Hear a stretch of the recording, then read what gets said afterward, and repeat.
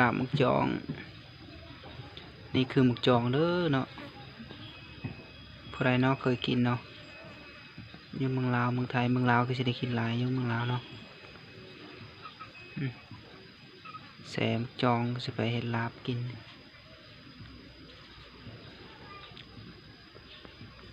นี่ขั้นตอนแรกเนาะนี่มันฟูออกมาเนาะเป็นเม็ดทมิดเนาะเม็ดมีกาบเนาะเอาไปใส่น้ำมันก็แตกออก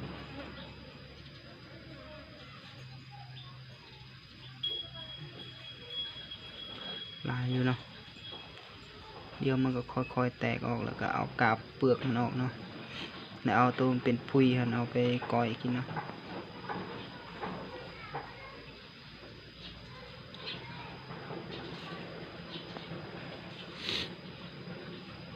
ราคาแพงเนาะจอง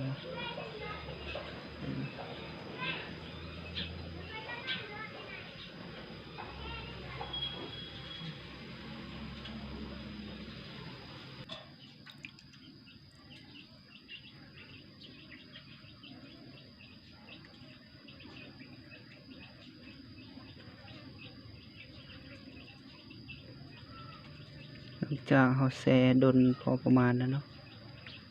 นี่มันก็ได้มาแล้วโดนเติมเนาะเพื่อมันสิฟูออกสำเร็จประมาณชั่วโมงปลายเพื่อมันสิฟูเนาะตัวยังบูฟูก็มีนี่เห็นมันนี่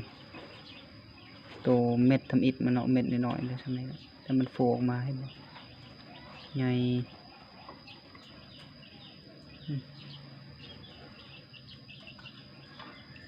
นี่ใหญ่ท่าตัวนี้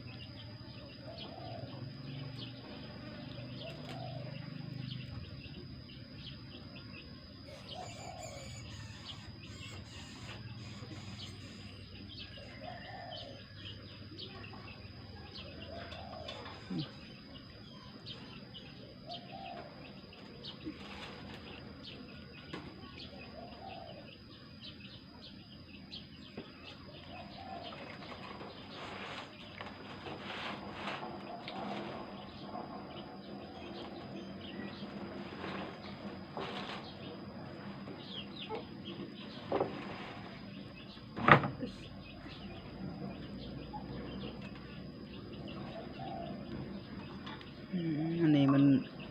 ยังแตกออกหมดเน่าบ่แล้วก็นั่นได้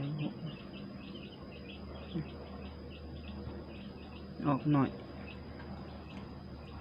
แกะออกก่อน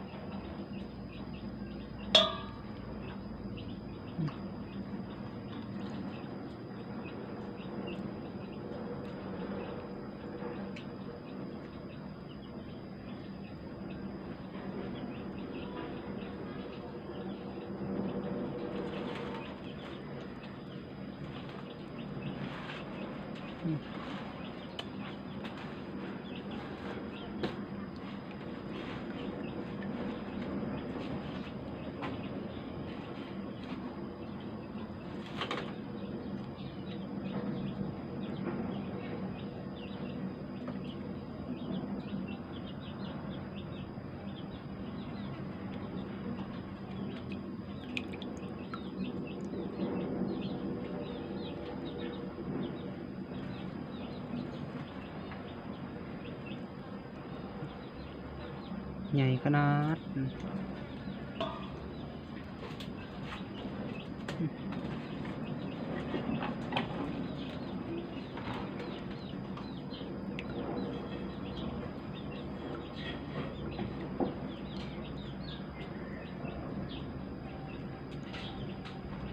หมากไม้ธรรมศาสตร์เนาะ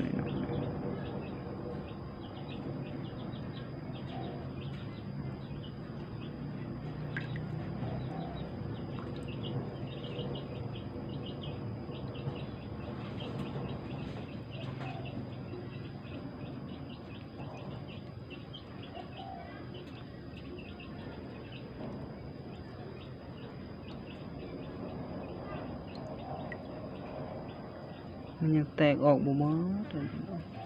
เสียดายแกะก่อนเลย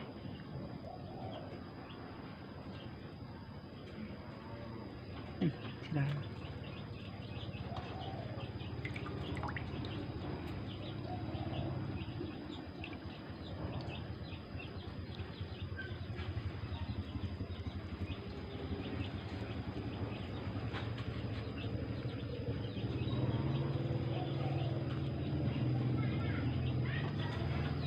เครื่องประกอบมีหอยผักหัวชิไข่มะเขือกับปลาแมงวันนี่เนาะเขาแกะเรียบร้อยเนาะเขาแกะออกมาเอาอันนี้ไปก้อยกินเนาะมาเบิ่งกันต่อเนาะ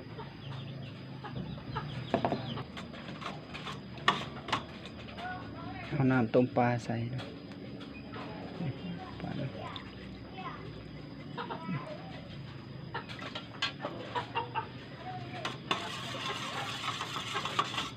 นี่ก็เอาเครื่องปรุงใส่ก่อนโอ้ยนี่เนาะเครื่องตัวเฮาเตรียมกินเฮาเชื้อลงก่อนอันนี้เนาะแล้วก็อันนี้หอยเนาะหอยผ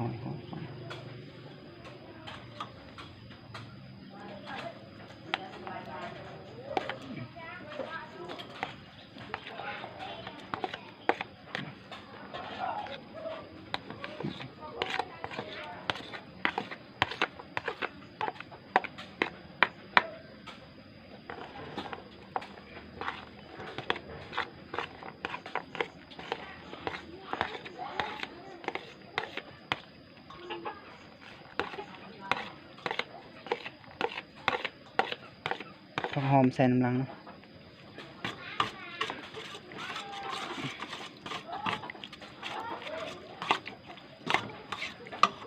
คนให้เข้ากัน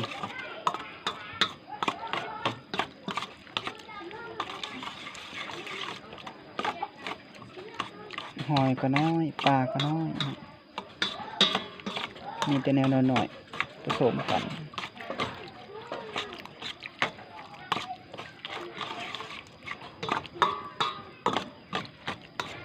ไม่ได้ใส่เผ็ดเกลือเนาะ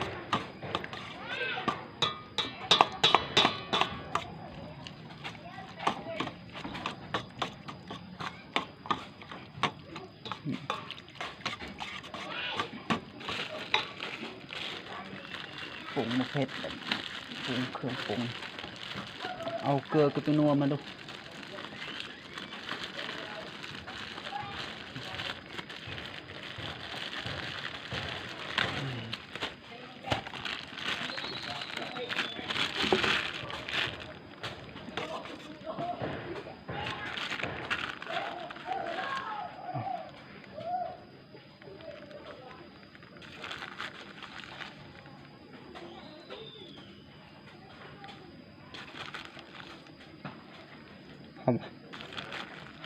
พอบ่เล็ก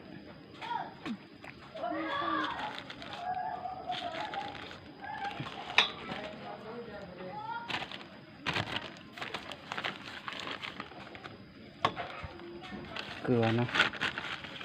เกลือกระสางอย่างดี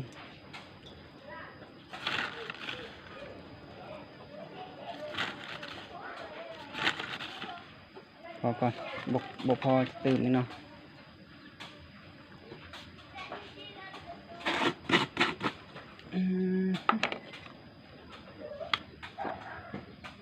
แป้งนัว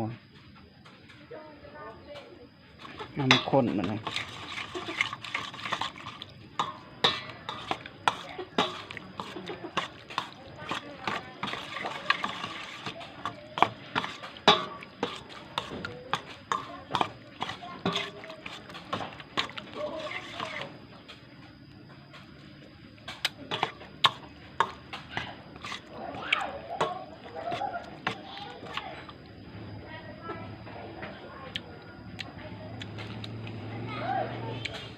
แซ่บเลย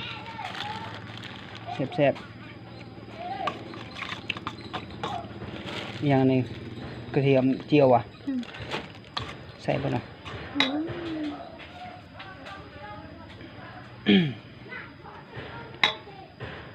ใส่ข้าวคั่วมาเลยเนาะคั่วใส่หอมๆแล้ว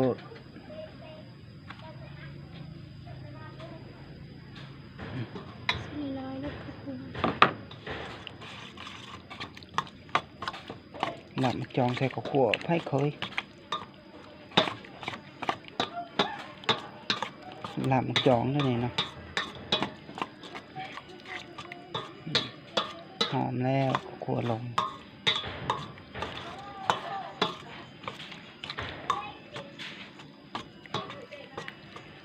ชิมมันก่อน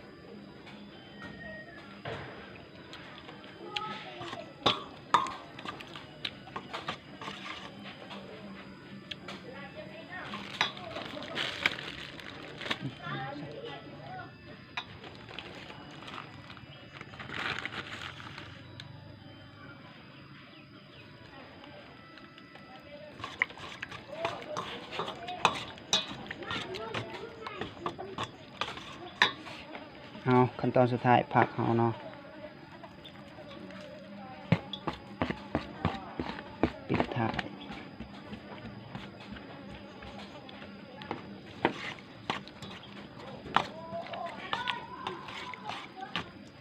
สำเร็จ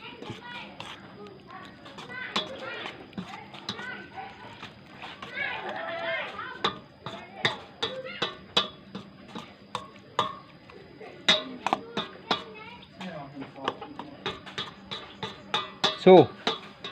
ซีมึงดูนี่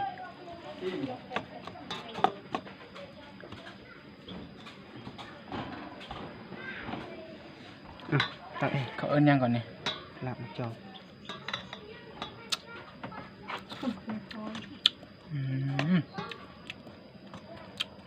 ข้างหลัง